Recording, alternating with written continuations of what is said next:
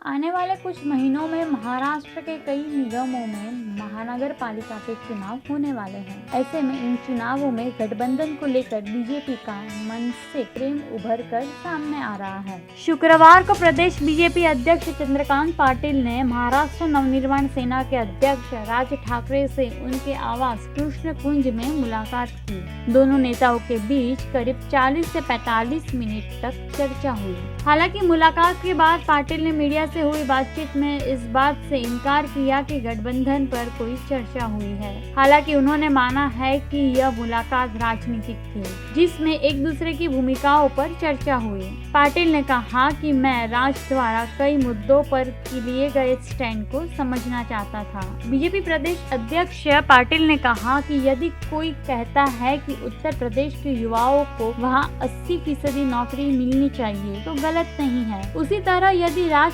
ठाकरे कहते हैं कि महाराष्ट्र के मराठी बच्चों को यहाँ रोजगार मिले तो इसमें गलत क्या है। बीजेपी और मनसे के बीच गठबंधन में सबसे बड़ा पैंच उत्तर भारतीय वोट बैंक को लेकर है। मनसे के गठन के बाद से ही राज ठाकरे कई मुद्दों को लेकर उत्तर भारतीयों पर निशाना साध चुके हैं। साल 2009 में बिहार और यूपी से आए छात्रों को कल्याण में कथित रूप से मनसे कार्यकर्ताओं ने पीटा था। वही मनसे कार्यकर्ताओं द्वारा उत्तर भारतीय टैक्सी ड्राइवर को भी पीटने की शिकायत मिली थी। इस वजह से राज की इमेज एंटी उत्तर भारतीय नेता की बन गई थी। हालांकि हाल ही में वर्षा में राज ने एक उत्तर भारतीय नेता के सम्मेलन में भाग लेकर यह संदेश देने की कोशिश की थी कि उनका विरोध उत्तर भारतीयों से नहीं है, बल्कि मुंबई में आवश्यकता से बढ़ती भीड़ को लेकर है। इसके बावजूद बीजेपी फिलहाल राज ठाकरे की भूमिका को लेकर पूरी तरह से संतुष्ट नहीं है। ऐसे में बीजेपी के नेता इस बात को लेकर डरे हुए हैं कि अगर उन्होंने मनसे से समझौता कर लिया तो वह उत्तर भारतीय लोगों को